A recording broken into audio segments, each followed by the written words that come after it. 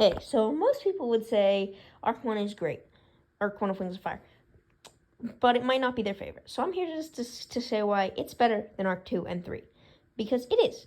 I'm not saying Arc 2 and 3 are bad, but they're not as good as Arc 1. If I didn't love them, I wouldn't have read them, but I did. Arc 1 is just, it's what got me into Wings of Fire. The Dragoness Prophecy is not as good as the rest in that book. That doesn't mean it's bad. It has Peril and Clay, which is actually cute in this book, unlike Escaping Peril, where Peril is just obsessive. And it has Scarlet, who is the best villain in the series. Only Arctic Darkstalker and Albatross can get close to him. Her. Oh my god. I don't know how to talk. But yeah. Also, it's not ever really boring. All of book 2 is the least boring thing possible because that prologue got me straight up hooked because I was waiting for Webbs to show up almost the entire book, and then he does, and it was great, and then I was in the climax of the book anyways, so, wasn't really boring there. Riptide and Tsunami is cute. One of the best ships in Wings of Fire, like, one of the best. Book 3. Book 3 is a lot of people's favorite. I think it's overhyped, and The Dark Secret's underhyped, because Glory's okay. She's not amazing. Deathbringer's in this book, so that's an infinite. That's already just a take up for the book. But it also doesn't have a dull moment. Glory's character arc is fun and amazing, and I don't know, there's not much more I can compliment about it, because it's great and everyone knows it. And for realizing, no, she's not a lazy Rainwing, and then when she becomes queen is great. Granger's awesome. No one denies that. Granger was the best queen of them all, of all the ex-Rainwing queens. What's her face? Magnificent was a bitch. That's about it. The other ones don't really get much time to shine. Yeah. On to The Dark Secret, which is a absolutely amazing book in its own right. It's not boring. I see a lot of people get mad about it because they just don't like Starflight sitting there and doing nothing. But I thought that was kind of interesting, and the plot still moves along. One of the better plot twists, the one where the prophecy isn't real. On my word.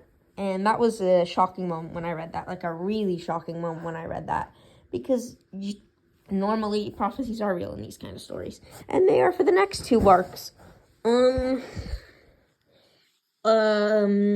Starflight crushing on Sunny and then Sunny rejecting him, basically. That was cute. And Foe Slayer was also, not Foe Slayer, Fate Speaker. Fate Speaker was great, brilliant, really fun. Isn't super consistent in the next couple of books. Seems way less intelligent, way less, I don't know, running around adventure kind of person. More just Starflight's, more just like comedic relief after then, rather than an actually kind of complex character. Book 5 is book 5. It's the best of the conclusions, because book 15 is bad and book 10 is also, well, no, book 15 isn't bad. I don't want to say any books are bad, but book 15 and 10 are some of the worst in the series. Probably my least favorite books in the series, beneath Dragon Slayer. Book 15, book 5 is actually good. Would have been better if maybe it teased the Eye of Onyx in something like book 2 when we're talking about Animus Magic. My only improvement to it, because the Eye of Onyx sort of fell out of nowhere. Smolder's in this book, also an automatic plus. His section was the best in A Guide to the Dragon World by a long shot. Sawgrass's section was the only one that was close in A Guide to the Dragon World. What else? Thorn becomes queen. Thorn's awesome. Kibley's in this book. Kibley's overrated, but Kibley isn't bad, so that's also good. Sunny has an entire arc, and she's amazing, and it's great. Her becoming sort of more important, her getting mad about being important, her wanting peace. her being a hybrid is awesome. Stone Mover is a great character who is so underrated, deserves so much more. Every compliment I can give him. He also has a really cool thing going with those scales. It's really original, the stone scales. In general, maybe not super original, but it's somewhere probably. It sounds familiar, but I like him. I like the idea of stone scales. And the animus magic Killian, I want to say, and I want to believe the animus magic does take away your soul, because I don't want Stone Mover to just be doing this for no reason, but he is. And I can't say definitively either way. Probably if I use my head leaning towards animus magic, doesn't actually do anything. I could go more in depth on that. Book. So the villains now. The villain of that main arc is, it's more the war over anything else. It's the war more than anything else. There are actual specific, and that's cool. There are actual specific villains, but I like the idea that it's simply a thing. It's not a dragon. It's just a thing. Although Blister and Burn, Scarlet, Morrowseer all act as villains. Morrowseer does. Morrowseer is a complex villain who is really underrated. All he wants to do is, save his tribe. Blister is cunning, smart, even if he doesn't really tend to show that tons. It's there, and she is apparently cunning and smart. Way smarter than Blister, way smarter than Burn and Blaze, that's for sure. Burn. On to Burn. She, from the very first moment she's on the page, which is in the Book 1 prologue, The Dragonette's Prophecy, she's menacing. She likes to murder dragons.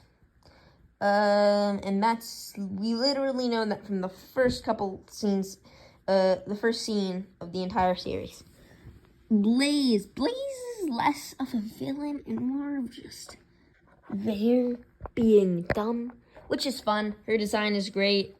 I don't know what to say.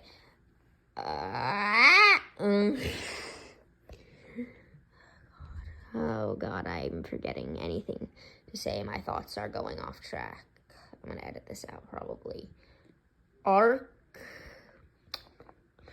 Blaze has ADHD. That's what I was gonna say. This is a theory I've seen like once. I believe in it, and she probably just tells Glacier just everything about jewels and jewelry. And she's cute. She's fun. I love her. She loves throwing parties. The Dream Visitors are cool. I like them. I like the mystery with the third one, with Flame. Flame's kind of interesting because Flame is there, unlike all the other fake Dragonettes of Destiny. I don't know what more I can say, but it's great. And compared to the other two, which had lackluster villains aside from Scarlet, because, I forgot to talk about Scarlet. I'll talk about Scarlet another time, but let's just say she's my favorite villain in the entire series. Other than Scarlet, Arc 2 really didn't... Darkstalker's a good villain, but not in Arc 2, only in Dragon Slayer. Not Dragon Slayer. Dragon Slayer's the human book. Darkstalker. So, yeah, bye. I'm just gonna be really...